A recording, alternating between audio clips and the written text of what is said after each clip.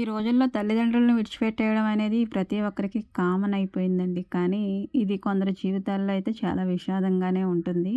ఒక తల్లుంది తండ్రి సహాయం లేకుండానే, అంటే తండ్రి లేడు. కానీ చిన్నప్పటి నుంచి అతన్ని పెంచి పెద్ద చేసి ఒక ఉద్యోగస్తునిగా చేసి చదివించుకొని ఆ బాధ్యత అంతా ఆమె భుజాన వేసుకుని ఆ బిడ్డ ఎదిగొచ్చిన తర్వాత మంచి అమ్మాయిని చూసి పెళ్లి చేసిన తర్వాత వాళ్ళతో జీవనం హ్యాపీగా సాగిపోతుంది అనుకుంది. కానీ ఆ కోడలికి ఎందుకో ఆమె వాళ్ళతో ఉండడం ఇష్టం లేదు.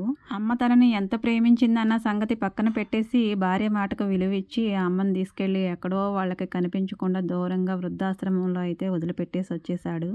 ఎప్పుడైనా చుట్టం చూపుకి గుర్తొచ్చినప్పుడు వెళ్ళి చూడడం, ఆమెను పలకరించడం చేస్తూ ఉన్నాడు. ఇంకా అక్కడ ఆమె ఒక్కటే బెంగ పెట్టుకుని పిల్లాడి మీద మంచం పట్టేసి చావుకు మరింత దగ్గరైపోయింది. ఇంకా ఆ ఆశ్రమం వాళ్ళైతే అతనికి ఫోన్ చేసి రప్పించారు.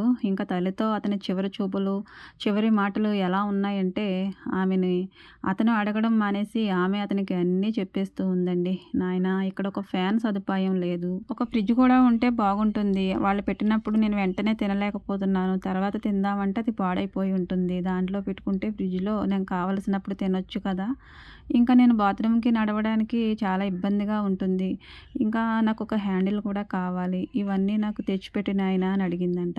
ఇంకా రేపో మాపో అంటూ ఉన్నది పరిస్థితి. అమ్మెందుకు ఇలా మాట్లాడుతుందని ప్రశ్నిస్తే ఆమె ఒకటి చెప్పిందంటండి. ఈరోజు ఇవన్నీ నాకు అవసరం లేదు నాన్న. రేపు పొద్దున్న నీ కొడుకు పెద్దయిన తర్వాత కూడా నిన్ను ఇలాంటి ఓల్డ్ ఏజ్ హోమ్‌లోనే పెడతాడు. బహుశా నువ్వే ఇక్కడికి రావచ్చు రేపు నాలానే. నేనైతే ఇవన్నీ ఇబ్బందులు భరిస్తున్నాను, కానీ నిన్ను అన్ని ఇబ్బందులు పెట్టి మరి నేను పెంచలేదు. నువ్వు భరించలేవు నాన్న అని ఒక్కటే ఏడ్చిందంటండి. ఇంకా ఆ అబ్బాయి గుండె అయితే బద్దలైపోయిందంటండి ఆ టైంలోనూ.